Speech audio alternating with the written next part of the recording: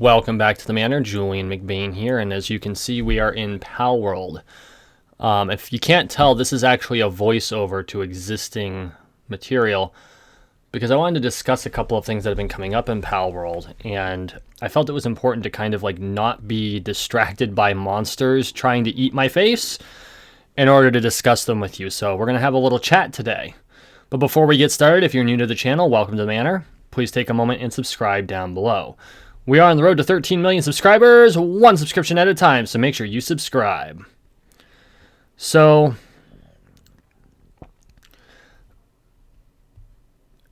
there seems to be some need, especially from old Pokemon fans, to create drama around Palworld. And as someone who I'm an old school Pokemon fan. We're talking, I loved Pokemon Red, Pokemon Yellow. Like, it was a good game.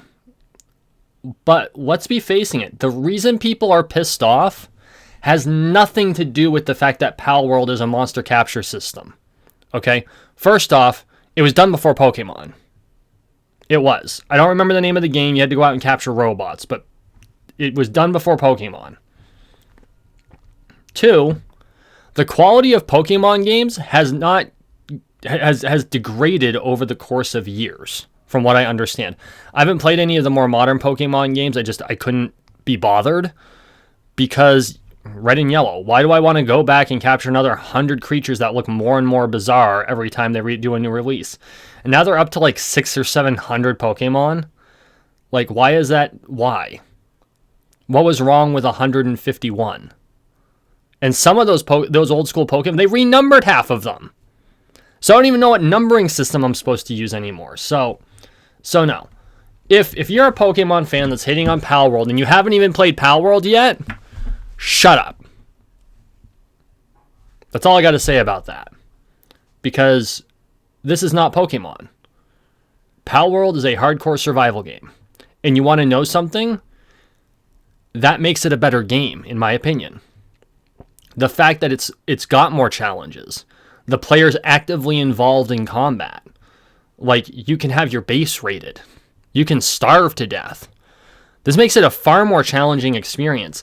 It's much more on the lines of, like, Ark Survival and Evolved, which I have not played, or things like We Happy Few, which, of course, I've got recorded on my channel, where you have all these challenges. They just added in the monster dynamic. And the fact that you can use monsters to help you with production, and depending on how... You can even butcher them. Like, that's some real-life farming shit. Like, capture a bunch of chickens and butcher them for their stuff. And if they're already your pal, which, okay, maybe pal wasn't the best term to use if you're going to end up taking a butcher's knife to them, but if you've already turned them into a pal, then it works just like a farm. You can more efficiently harvest them than hunting them wild. So it makes sense. And the fact that your pals have to eat. Now, I do find it kind of ironic that you can get a chickpea to eat its own eggs, fried or raw. But that's AI. Like, they had to cut somewhere, and so it's not even the same game. It just has a couple of the same mechanics. Now, you can bitch about how some of the monsters look a lot like Pokemon, but I mean, come on, guys. There's not a whole lot of options when it comes to creating new weird-looking cat or new weird-looking fox.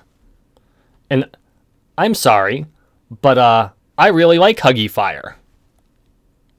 You can't tell me you don't like Huggy Fire. Huggy Fire is awesome. If you say you don't like Huggy Fire, I detect a liar. So yeah, why the controversy? And I've got to...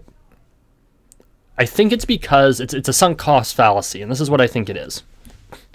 Pokemon fans are so invested in Pokemon, when they see a competitor doing the things that Game Freak or the Pokemon Company or Nintendo, I don't even know who owns Pokemon anymore. They've had like 5 names.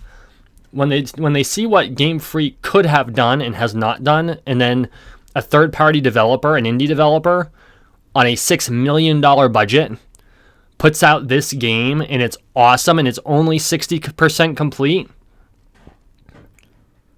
of course they're going to be upset.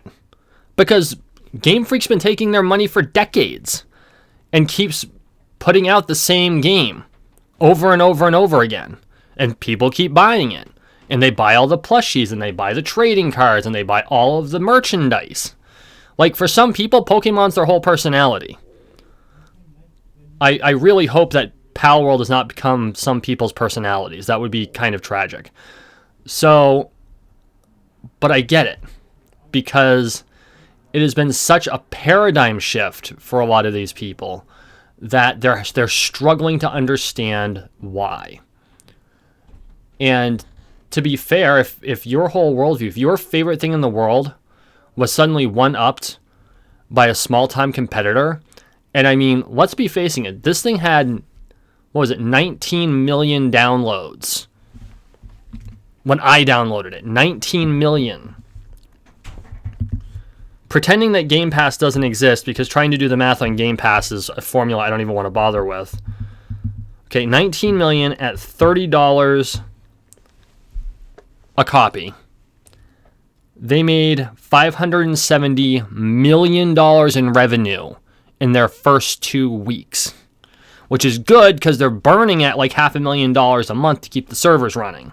And they have sworn up and down they are not going to let those servers die. So I really hope that they've done things like set up a corporate portfolio to fund this. Because, I mean, that at 5%, yeah, $28 million a year. Divide that by 12. That's $2 million a month. They could easily keep the servers up indefinitely if they invested that money properly. So get a good ROI at about 5% return. They'll be fine. High quality corporate paper all the way probably for them just to make sure that it's stable. But anyway, but that's what I think it is. It's such a sunk cost fallacy. They're so upset because someone dared to enter the same territory and just became extremely novel with it. And the game's not finished. It's only 60% complete, and that shows. I mean, go into any cave dungeon and they're all the same map. I mean, that's almost true. It's not exact. There's definitely change-ups, but go into any cave dungeon and they're pretty much laid out all the same way. Like if you go to the right 99 times out of 100, you're going to run into the boss. If you go to the left, you're going to run into treasure chests. It's just the way it is. And that's fine, because Pocket Pal isn't pretending that this game is finished. They're not pretending that this is a finished product. Now, it does kind of suck for people who played Craftopia, because it sounds like Craftopia wound up being an alpha edition of this, because it incorporated like all of the elements of Craftopia and then threw in the monster thing. And I do think I might go back and try Craftopia out at some point after I'm done with Palworld, but it's one of those things where the novelty of the game is what makes it so popular. It took a whole, and the developers were very clear on this. So like, we didn't have a huge plan. We just wanted to take a whole bunch of mechanics that a whole bunch of players like and produce a single game with it. And you want to know something? It's got its bugs, it's got its quirks, it's got its issues. I mean, yeah, like the fact that a level 19 really can't take on a level 21, I find kind of silly. Like the hard dependence on level is kind of a bugbear, and I hope that they adjust how that works, because at level 19, I should be able to challenge a level 21 if I've got a level 19 pal with me, or I've got a string of level 19 pals. And that's really difficult. I mean, you can. I think did I manage to take? Yeah, I think I managed to kill King Paka. But it was tough. Like, I went through all my pals, and I was only 4 levels under him. Like, that shouldn't be that big a gap. So, like, what's the percentage here? So, like, if King Paka is level 23, that's 4 levels. So, I'm 17%. Whoops. What are you doing?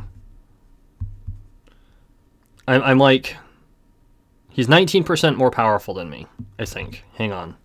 No. He's 21% more powerful than me. Okay. So he's 21% more powerful than I am. That's fair. That should make it more difficult. I shouldn't have to go through 6 pals, though. 3? Sure. 4? Okay.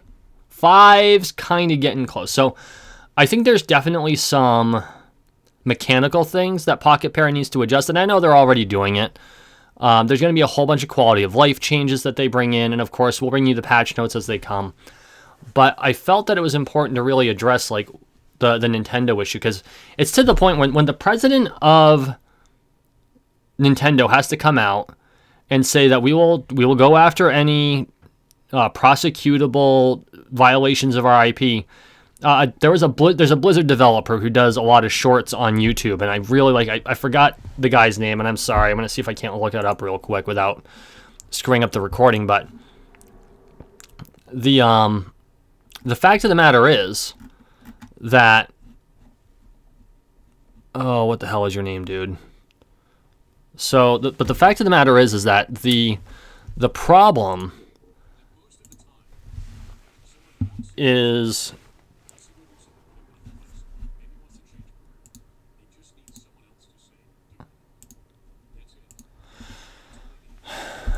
Pirate Software. That's his name. There we go. Found him. Cool. So the problem is that they kept like, what are you going to do about this? What are you going to do about this? And he comes out and says, we're going to look into it. And it's basically him saying, please stop spamming us. We can't do anything about this, even under Japanese law, which has no fair use provisions. We've got nothing. Like, Nintendo was able to prevent their shit from being used as YouTube content for over a decade, until they figured out that half the reason a lot of these games get played, like Nintendo was just banking on the fact that they've been the powerhouse since the NES, because the NES basically resuscitated video games as a medium. That's a true story. Atari basically killed video games, and Nintendo brought it back to life by not branding itself as a video game. So they've been relying on that reputation, and it's finally starting to catch up with them. Just like Nintendo almost died when the Sega Genesis came out. As it happens, Nintendo won that war because Nintendo ended up buying Sega in the long run. But they're not going to necessarily be able to do the same thing with Pocket Pair. Like, Pocket Pair doesn't need anyone. I've heard that there's some rumblings that Microsoft might want to acquire them, but if Pocket Pair is smart, they'll just keep doing what they do. Because if Microsoft buys Pocket Pair, it's going to go the way of fucking Bethesda real quick. Like, call me a liar. So, if Pocket Pair is smart, they'll stay independent and keep doing what they're doing, because even though, like, just listening to some of the interviews and, like, the articles written where they were talking to people inside the company, the way they do things is kind of chaotic. Like, they hired a kid because they liked his drawing, and they hired someone else because of this other issue, and it's just like, yeah, we'll hire you. And it's like, cool. But it worked. It worked against all odds. Like, you got these AAA big developers throwing millions, hundreds of millions into the production of a game, hoping they're going to break even. Usually they do. And they're just pumping out garbage or these mediocre experiences. And here Pocket Pair rolls in with a $6.5 million budget, which is nothing in video game terms. And I mean, people bitch about all of the like stock graphic items they use and the things that come straight out of the Unreal Engine. And who cares? Who cares? They produced a great game. I mean, again, is it perfect? No, of course it's not perfect. It's going to have its issues, and it still has its issues. It will have its issues. But they did a good job. And I think that's why everyone's so pissed off, is because they did it on a shoestring budget with a much less experienced pool of developers compared to the massive pool. And I don't mean individually. But if your development team is 8 people, if you're lucky, you have 160 years worth of experience there, combined. You go to a AAA developer, and they could have 900 years of combined experience operating on one game. And Pocket Pair just blew them all out of the water on a shoestring budget. Of course they're mad. Of course they're mad. Because now everyone that plays Call of Duty regularly is looking at the stuff that Activision's been putting in. No. Yeah, Activision is Call of Duty, not Battlefield. But that Activision's been pumping out and wonder where the quality is. Because if Pocket Pair can do this on a $6.5 million budget, Activision sure as hell can do it on a budget over $100 million. So, don't even get me started on Blizzard. So yeah, I think that's what it's all about, and I wanted to get that off my chest. So, I hope you're enjoying the content. I'm going to keep striving for the best. Sometimes I'll hit, sometimes I'll miss. Let me know what you think. Thank you for watching. Thank you for listening. Please like, share, and subscribe down below. We are on the road to 13 million subscribers, one subscription at a time, so make sure you subscribe. And as always, I really appreciate the support, and we will see you in the next one.